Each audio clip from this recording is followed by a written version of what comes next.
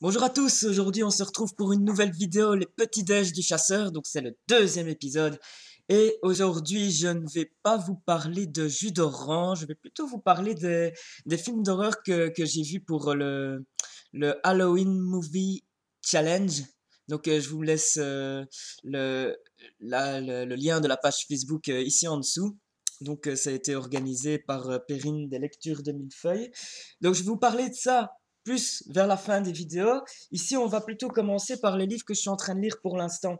Oui, parce qu'il y en a plusieurs. Tout d'abord, il y a quelques jours, j'ai terminé Nice School, le tome 1, que j'avais déjà lu et que je relis.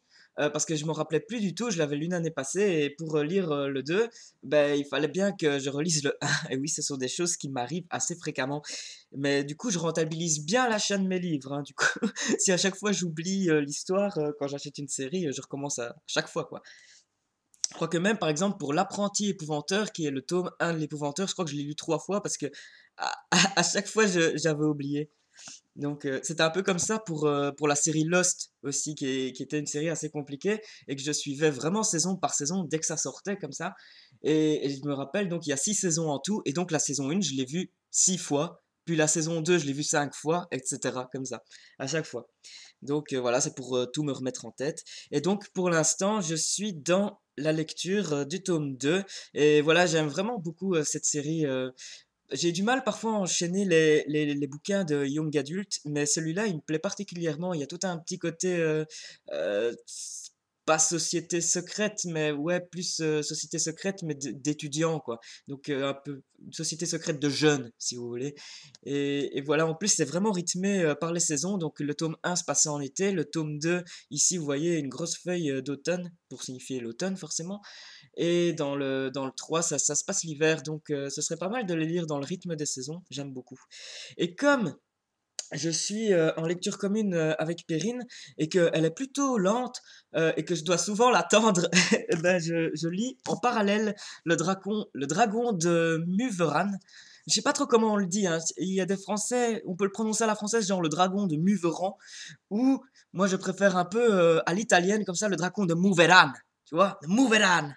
Moi, je trouve que ça sonne mieux. Je sais pas trop comment on le dit. En tout cas, je remercie les éditions Slatkin qui me l'ont envoyé, avec un autre livre aussi, mais que je vous présenterai un peu plus tard. Et celui-ci, ben, je vous en parlerai dès que je l'aurai lu. En tout cas, je suis à plutôt un cinquième du livre et j'aime beaucoup. C'est vraiment un policier qui me plaît beaucoup, où on n'est pas trop dans la surenchère des choses qui se passent et tout. Euh, voilà, en fait, le truc, c'est que à force de regarder des vidéos Booktube et tout, et qu'on voit du policier, parfois on nous présente vraiment les meilleurs policiers, enfin pas les meilleurs, mais ce qu'on dit, oui, c'est plus qu'un roman policier, il faut le lire, ça c'est plus fort qu'un roman policier, il faut le lire. Et du coup, euh, si on est influencé par ça, on est tenté à lire plein de livres qui sont plus forts que des romans policiers. Et donc voilà, j'avais envie de revenir à un livre policier un peu plus basique, un peu plus, enfin oui, qui revient un peu aux bases, qui revient un peu au code du genre. Et celui-là, il rentre vraiment dedans. Et puis j'adore l'ambiance, l'atmosphère et tout. Et je dis pas ça parce que je l'ai reçu, parce que si ça tombe, je vais pas du tout aimer la fin. Et dans ce cas, je vous en ferai part. Mais en tout cas, c'est une très très bonne découverte pour l'instant. Voilà, ensuite, comme promis, je vais vous parler. Ah, j'ai oublié de vous parler de mon petit-déj. C'est quand même le petit-déj du chasseur. Donc aujourd'hui, ouah, c'est bouillant. C'est une grosse tasse de café comme ça, bouillante, fait sans CO. Je sais pas trop vous montrer, mais il y a une petite mousse au-dessus. Tu vois, la mousse sans CO. Ouais, je sais bien que je fais du placement de produit et pourtant je vais rien gagner là-dessus, je vous assure. Donc voilà, c'est les petites machines, hein.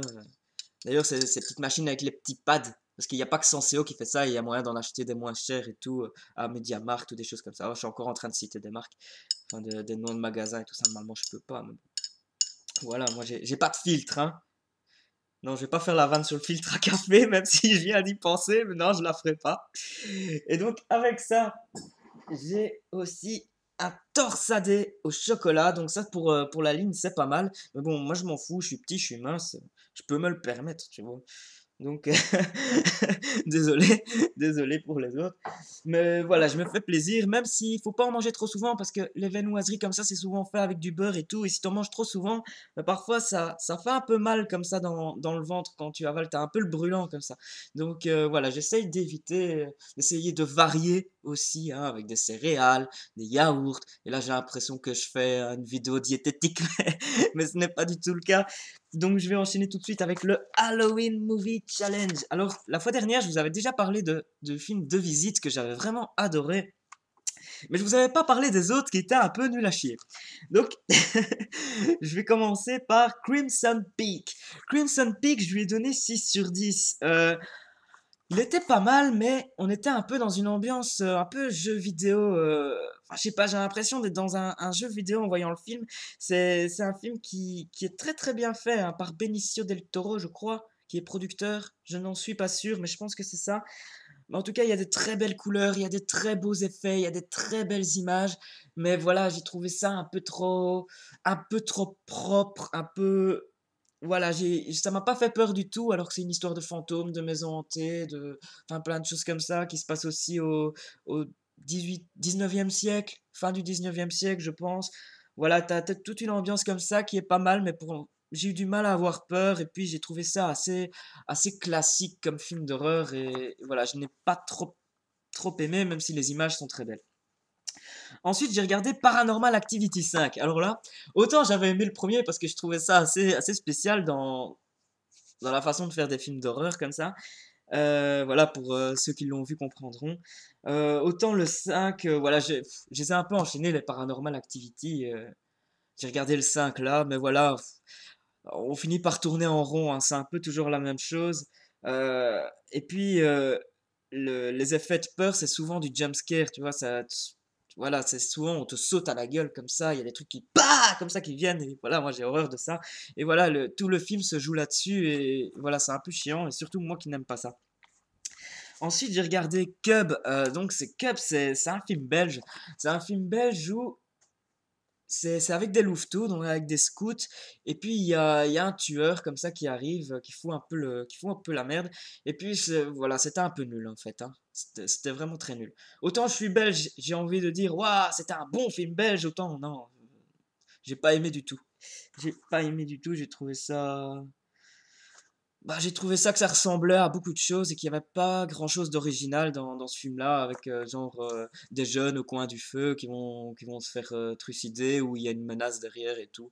Donc voilà, j'ai l'impression que ça a déjà été vu et revu. Alors j'ai regardé aussi It Follows, donc qu'on pourrait traduire par ça te suit, ça suit.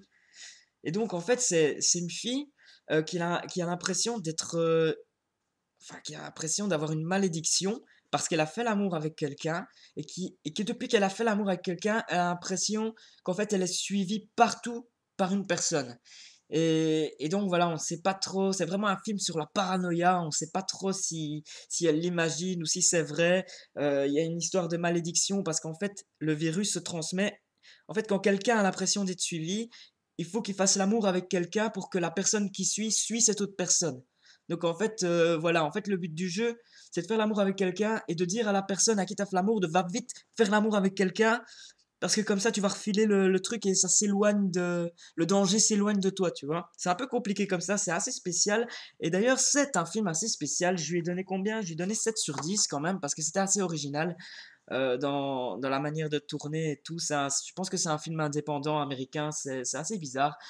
Euh, voilà, j'ai eu du mal, ça n'a pas été un coup de cœur, j'ai parfois eu du mal à être à fond dedans, je l'ai trouvé parfois un peu long aussi, mais c'est assez bizarre comme film d'horreur et j'ai bien aimé l'originalité qu'il y avait dans ce film.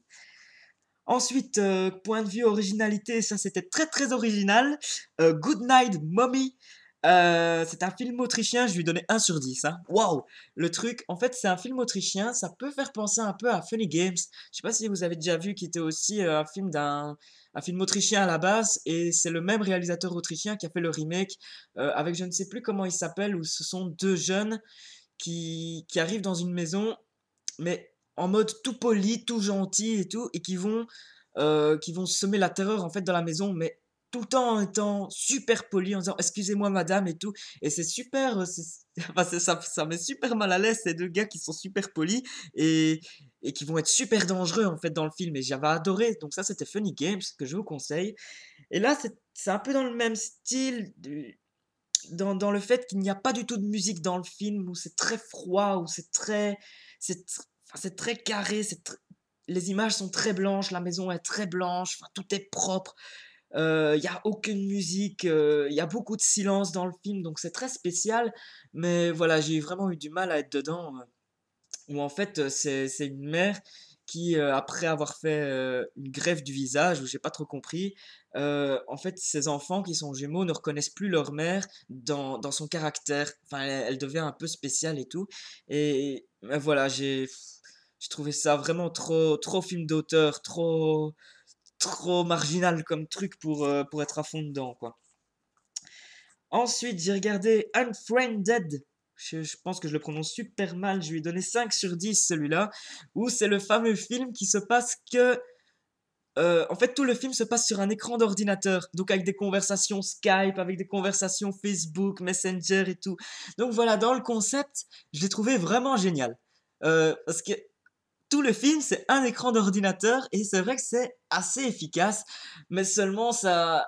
Voilà, ça ressemble un peu trop à la plupart des films d'horreur, hein, ça, voilà, il y a que dans la forme que c'est original, mais sinon sur le fond, sur l'histoire d'horreur qu'il y a derrière, voilà, c'est assez classique en fait. Donc voilà, j'ai eu beaucoup de plaisir à le regarder, même si ça ne m'a pas trop surpris en fait dans la résolution et tout ça. Il faut aussi avoir des bonnes lunettes ou avoir une très bonne vue pour regarder ce film, parce qu'il y a beaucoup de, voilà, les seules conversations qu'il y a dans le film, c'est les conversations Skype. Mais il y a aussi beaucoup de conversations Facebook et tout, donc il faut suivre les conversations Facebook dans le film. Je vous rassure, pour la version française, toutes les conversations sont pas sous-titrées en français, mais ils ont vraiment refait les conversations Facebook et tout en français. Donc ça, c'est assez cool, c'est assez sympa, parce que si c'était les sous-titres à chaque fois, ça l'aurait moins fait. Mais voilà, ça c'était assez cool. Mais voilà, dans le film, tu dois pas mal lire, quoi. Donc voilà, tu lis en regardant le film. Et le dernier que j'ai vu récemment, là je lui ai donné 8 sur 10, alors qu'il a été pas mal décrié, hein. J'ai regardé un peu les critiques sur le net, il y a beaucoup de gens qui en disaient du mal, et moi j'ai adoré. Il s'agit de Shrew's Nest. Donc je vais vous montrer un peu comment je l'ai écrit comme ça vous voyez mieux. Je sais pas si vous voyez bien.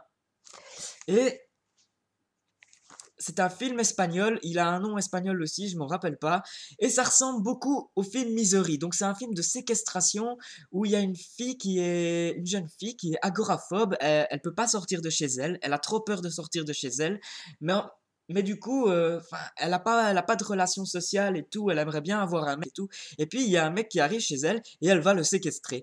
Donc voilà, ça ressemble beaucoup à Misery. Il y a beaucoup de gens sur le net qui disent que c'est quasiment du plagiat, mais moi j'ai adoré, j'ai adoré, j'ai retrouvé vraiment cette touche espagnole dans le film, cette touche européenne même dans le truc. J'ai eu peur, voilà, il y a des scènes choc et tout. Enfin, en tout cas, moi, j'ai adoré. Il y a pas beaucoup de jumpscares, juste ce qu'il faut. Il y a un petit peu de gore, mais pas trop non plus, juste ce qu'il faut.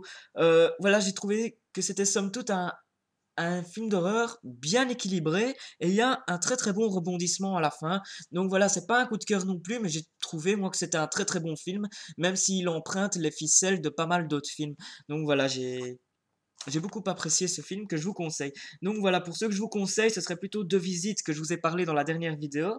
Donc Shrew's Nest et peut-être It Follows et Unfriended que j'ai trouvé pas mal.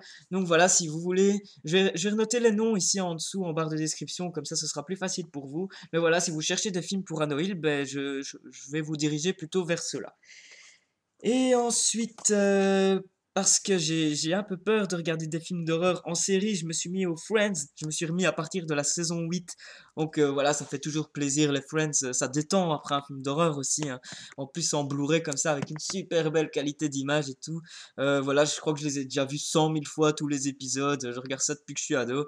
Mais j'adore, voilà, j'oublie les vannes et tout, et à chaque fois je rigole à nouveau. C'est vraiment un bon plan pour automne-hiver de regarder des Friends. Enfin, ça met de bonne humeur, ça met une bonne ambiance dans la maison. Et même si tu es en train de, je sais pas, de faire du ménage ou quoi, tu mets un Friends en fond, franchement, ça le fait. Voilà, le ménage passe plus vite. Donc voilà, c'est assez sympa. Et donc, pour le petit truc cosy que je me suis fait, c'est que j'ai récupéré ma belle boîte comme ça. Donc c'est une boîte, on dirait un coffre à pirate comme ça, et c'est marqué fragile là comme ça, tu vois. C'est un vrai coffre en bois, hein.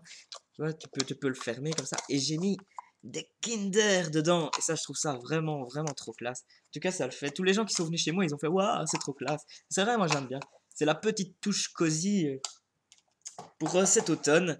Et là-dessus, je vous ai quand même parlé 15 minutes. Alors, normalement, ça devait être des vidéos super courtes. Donc, la fois prochaine, je vous promets que je vais essayer de faire court parce que d'autant plus que mon petit torsadé au chocolat, là, je pense qu'il a bien refroidi.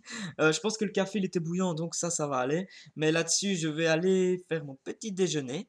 Et je vous souhaite une très très bonne matinée. Je vous souhaite une très bonne journée aussi, si vous regardez la vidéo plus tard. Une très bonne soirée. En tout cas, on se retrouve tout bientôt pour un nouvel date lecture. Je vous laisse. Ciao, ciao, à la prochaine.